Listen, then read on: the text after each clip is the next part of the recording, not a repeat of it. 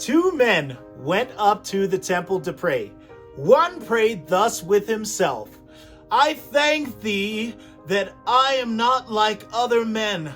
I wear a mask everywhere I go, even as I'm sitting on the toilet, and I have a Black Lives Matter flag on my front lawn, and I ensure that I cancel every single person that says anything that might be objectionable or a microaggression. Hi, my name is Ali Shoaga, and this is 10 Points to Ponder, where we like to talk about all the things that get you canceled. Race, politics, Jesus, and manhood. Are Safetyism and Wokeism the new Pharisaical religion of today? Here's 10 Points to Ponder.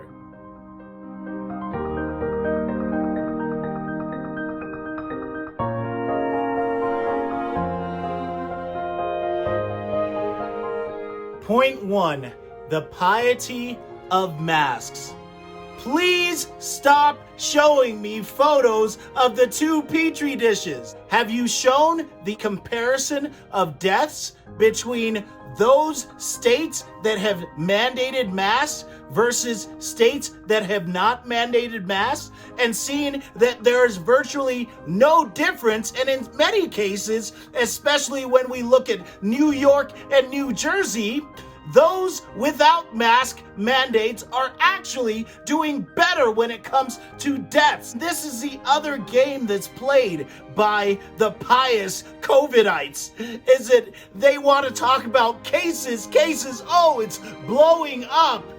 But what about actual deaths? In 2010, France outlawed the burqa. Do you know why they outlawed it? It was because studies have shown that 77% of the girls that actually wear burqas are doing it not because of religious obedience.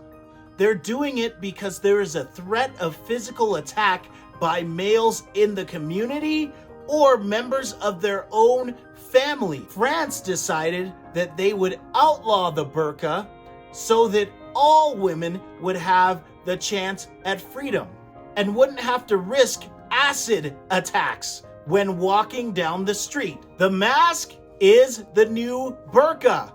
People will attack you for not wearing it. And if you do wear it, it makes the religious zealots feel all the better because of the control that they have over you. Point 2. The piety of social distancing. Apparently, social distancing only works from front to the back. Therefore, you can be in an entire store, walking back and forth and interacting with all sorts of people within 6 feet. But when you get to the checkout line, then you have to be 6 feet apart.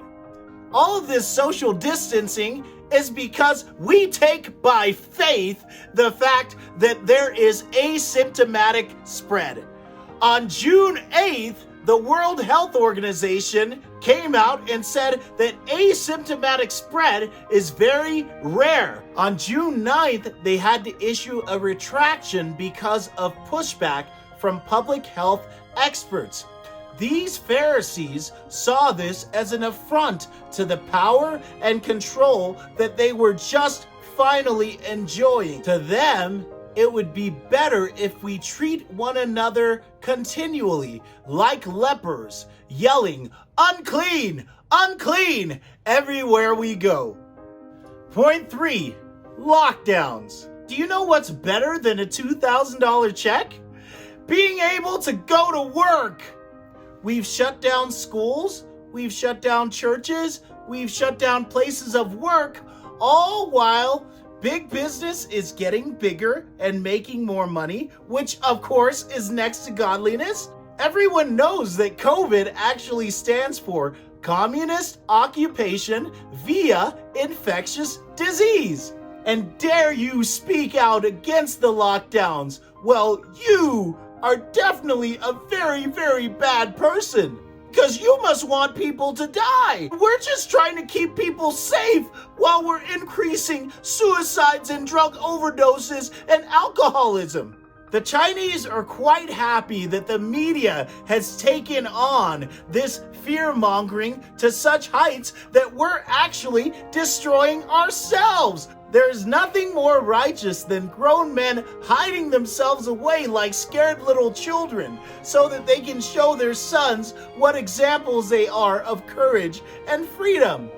Point 4. The false piety of closing schools. According to the CDC on December 30th, 2020, the best available evidence from countries that have reopened schools is that there is a low risk of COVID-19 to school-age children. But that doesn't stop us. The most righteous thing that we can do as a society is mortgage our kids' future at the altar of adult safety. A study in England and Wales in July revealed a 46% increase in the achievement gap. There are many teachers that do want to go back, but do school boards? Lockdowns allow school board members to explore other interests, like rioting.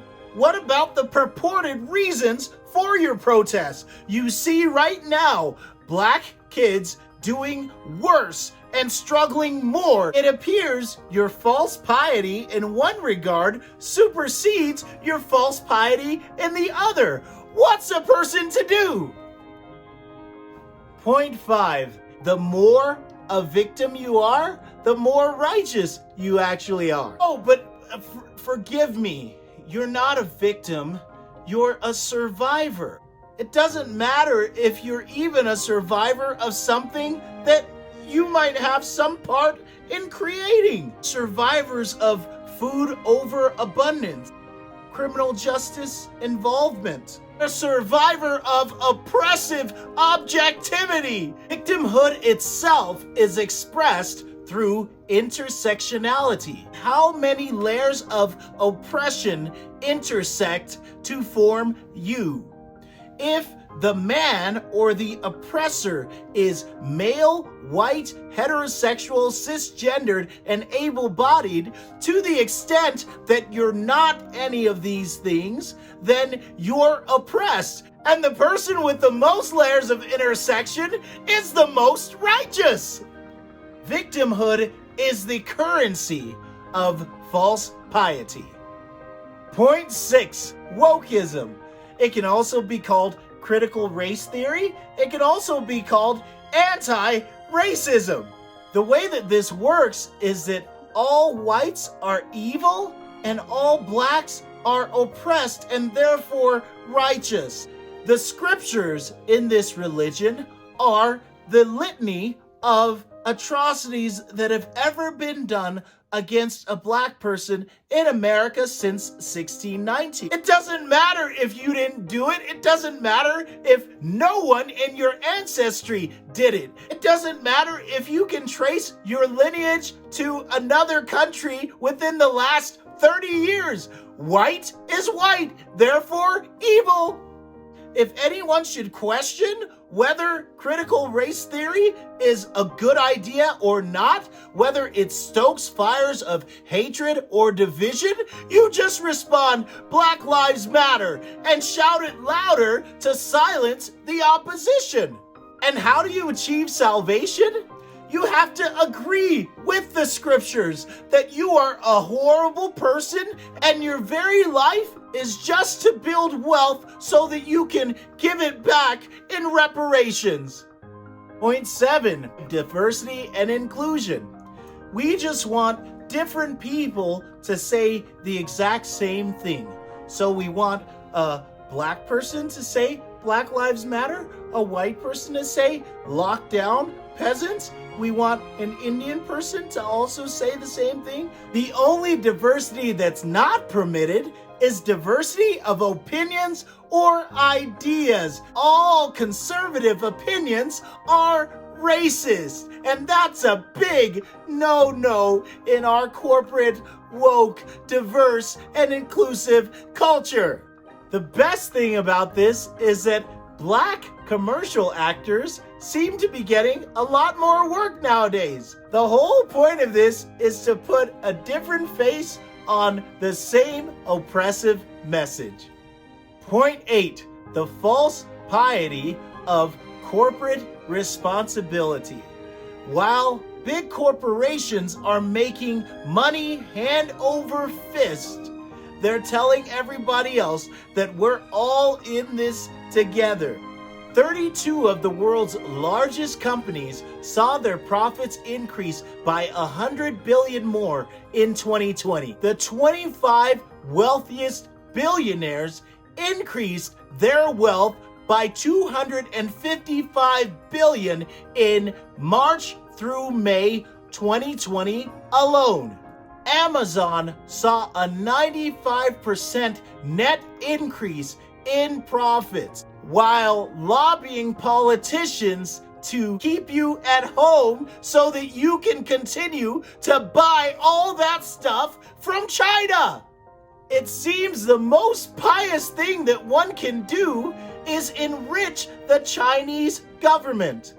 Point 9. Black Lives Matter is false piety. I drove through the widest part of town, and every home I seem to see a Black Lives Matter sign on the front lawn. In addition, I see white people that have taken it upon themselves every weekend to go down to the city corner, just like the Pharisees, and kneel and lay down on the ground and show everybody how righteous they are, all while supporting things that hurt Black people the most. COVID lockdowns and defunding the police and dismantling the family, and even segregation through the formation of safe spaces at schools. All this piety is becoming quite nauseating. Point 10, and this goes to Christian leaders, the false piety of closing churches. I understand initially, when we did not know what the disease was, that it would be prudent to close churches. But after you saw people in the streets rioting and looting, and you see Costco and Sam's Club full of people intermingling, you still have churches closed? At this point, you have given in to the world's false piety. We have people who are low risk of death from COVID, dying from suicides and drug overdoses, and here we are, not providing an opportunity for fellowship. When the Pharisees saw the man that was beaten, what did they do? They walked to the other side of the street lest they get tainted. And yet Jesus commends the Good Samaritan because he went and tended to that person in their time of need without regard for himself. And so a lot of us need to question whether we're living as examples of the faith that we purport to have. When your mind is renewed in the scriptures, it's not hard to see why the communists and the Marxists have an all-out assault against it and the freedom that it speaks of. Look at the end of Colossians chapter 2, where it says, "So why do you keep following the rules of the world, such as don't handle, don't taste, don't touch? Such rules are mere human teachings about things that deteriorate as soon as we use them. These rules seem wise because they require strong devotion and pious self-denial and severe bodily discipline, but they provide no help in conquering a person's evil desires. These rules don't make you righteous. Faith in Christ makes you righteous, and it's a foreign righteousness, not of your own and not of yourself. Those are my thoughts. What do you think? Please like, comment, subscribe, and share this video. My name is Ali Shoaga, and this has been 10 Points to Ponder.